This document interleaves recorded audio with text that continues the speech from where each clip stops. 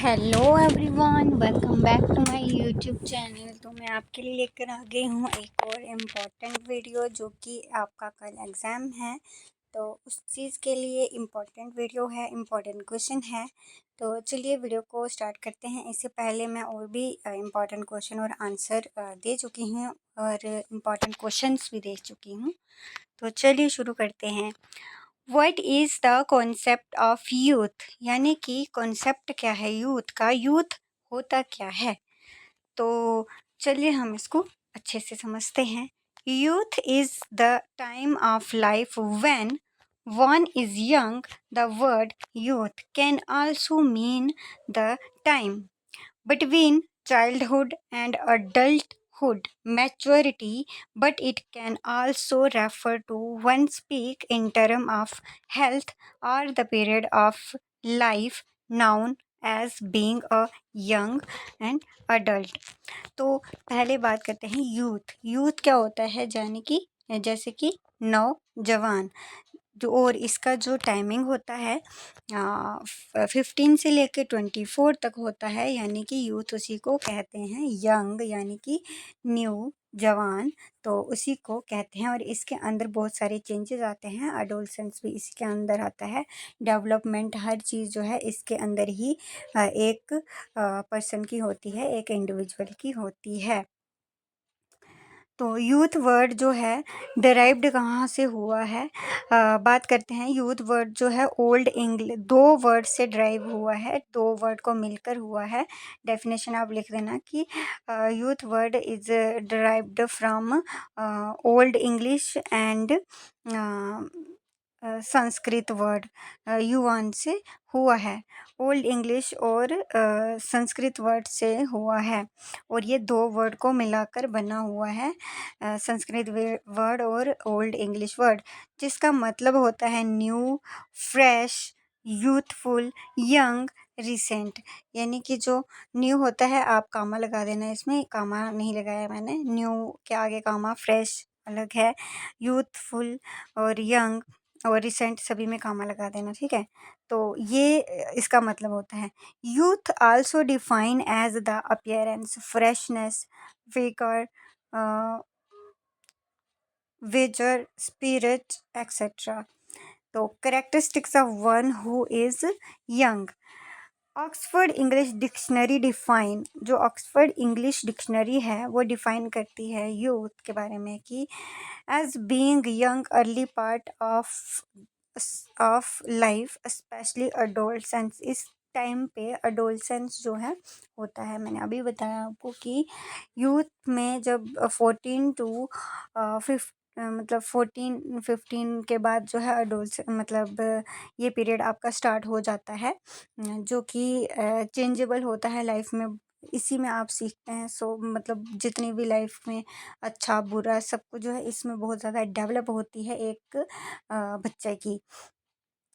तो इसमें बहुत ज़्यादा चेंजेस आती हैं। और देखो, यूनाइटेड नेशन डिफाइन, जो यूनाइटेड नेशन है उन्होंने डिफाइन किया है कि youth as those people belong to the age group of 15 to 24। तो ये बताया गया है कि वो पीपल हैं जो 15 से 24 साल के बीच में होते हैं।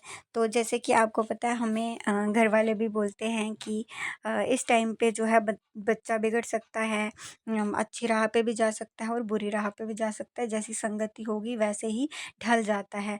अब जैसे उस टाइम पे हमें अगर अच्छे अच्छे फ्रेंड मिलेंगे तो हमें अच्छा नॉलेज मिलता है, अगर गलत फ्रेंड मिलेंगे तो बच्चा बिगड़ भी जाता है। यानी खास करके जो लड़के होते हैं उनको कुछ ऐसे दोस्त मिल जाते हैं जो कि मतलब जिनका कोई मतलब उनका करेक्टर अच्छा नहीं होता, या फिर वो चीज़ें लगवा देते हैं। बहुत सारे आजकल की पीढ़ी में नशा वगैरह बहुत ज़्यादा हो गया है, तो वो चीज़ें संगति में जाकर जो है वैसे ही ढल जाते हैं बच्चे। तो उनको उस टाइम पे पेरेंट्स को बहुत ज़्यादा ध्यान रखना चाहिए उस टाइम पे, और मेन बच्चों को भी ध्यान, मतलब वो तो अपने होश में नहीं होते हैं, वो अग्रेशन बहुत होती है उस टाइम पे, फ्रस्ट्रेशन होती है, किसी की बात नहीं सुनते, उनको लगता है कि वही सब कुछ हैं, उनको सब कुछ पता है, पेरेंट को भी गुस्सा करते हैं, बहुत सारी चीज़ें जो होती हैं। लेकिन बच्चों को भी ये चीज़ देखनी चाहिए कि उनके अंदर चेंज तो आ रहा है, लेकिन हमें सही राह पे भी जाना है। तो पेरेंट का बहुत बड़ा रोल होता है इसके अंदर, और टीचर्स का भी होता है कि अच्छी नॉलेज दे, बेस्ट टीचर भी मिले तो अच्छा है, अच्छा गुरु मिलता है तो अच्छी राह पे चला जाता है, उनका बेड़ा पार लग जाता है। तो ये मतलब होता है यूथ जो है, इसका कॉन्सेप्ट ये है। बात करते हैं नेक्स्ट क्वेश्चन की, explain the concept of gender and types. तो जेंडर, जेंडर की बात कर रहे हैं हम। तो जेंडर क्या होता है, मेन जो है जेंडर के जेंडर से ही हम किसी को पहचान सकते हैं, यानी कि हम जेंडर से पहचानते हैं कि लड़का है या लड़की है, या फिर ट्रांसजेंडर है या कुछ भी, क्योंकि हमारे समाज में मतलब तीन तरह के जेंडर होते हैं या और भी होते हैं, तो उनको इस तरह से पहचान सकते हैं।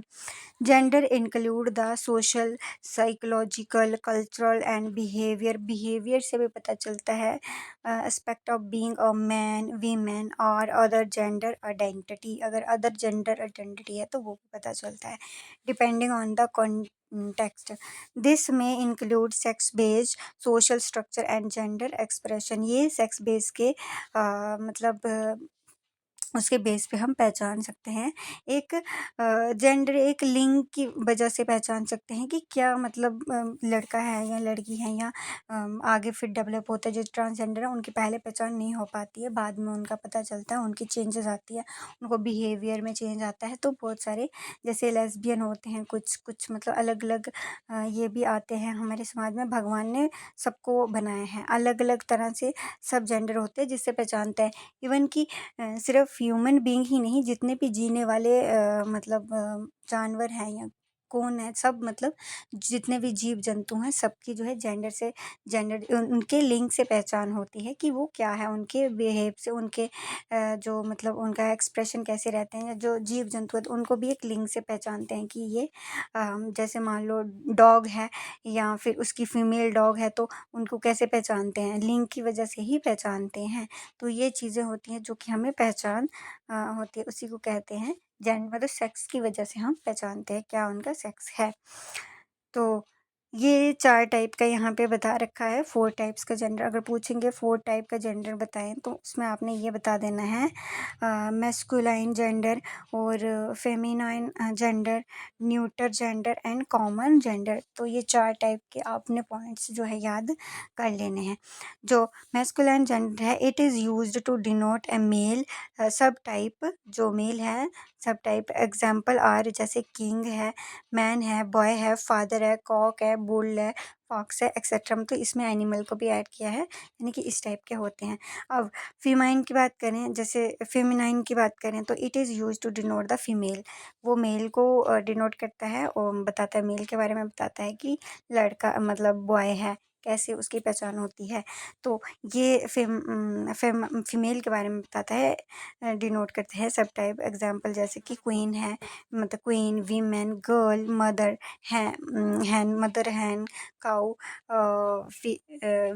विकन, विक्सन एक्सेट्रा। ठीक है।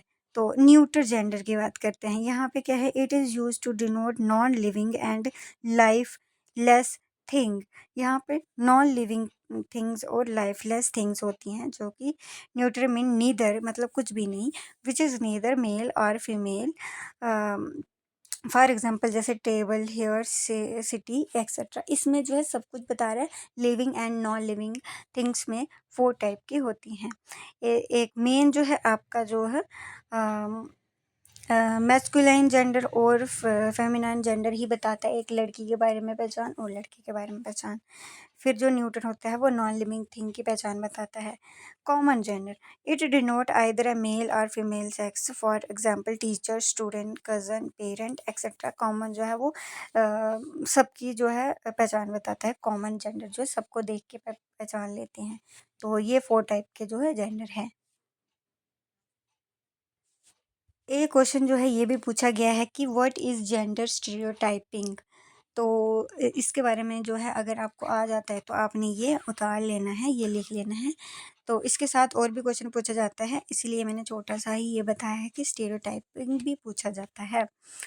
A gender stereotype is a generalized view or preconception about attributes or characteristics that are ought to be possessed by women and men are the role that are or should be performed by men and women.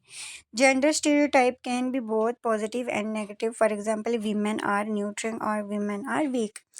तो main जो है stereotype जैसे कि यहाँ पे इसके अंदर क्या आता है, जेंडर टाइप स्टेरियोटाइप क्या होता है कि एक नेगेटिव दोनों चीज़ों से देखा जाता है, नेगेटिव और पॉजिटिव।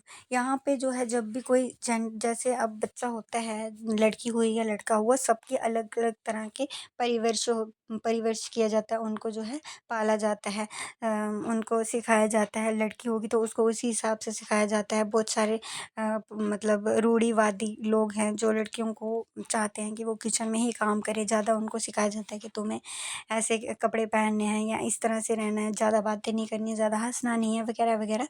तो उसी समाज के हिसाब से उनको ढाल दिया जाता है।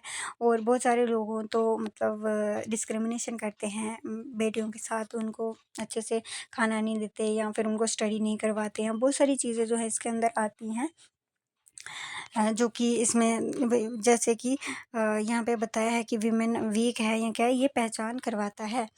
तो देखो, stereotype are characteristic the society, जो समाज है instinctively attributes to group of people to classify them according to age, weight, occupation, उनका काम, स्किन की वजह से, कलर की वजह से, gender et cetera. Sexual stereotyping involve associating girl and boys with separate and at time opposing step of characteristics. तो सबका अलग अलग तरह से जो है उनको पहचान मतलब होती है।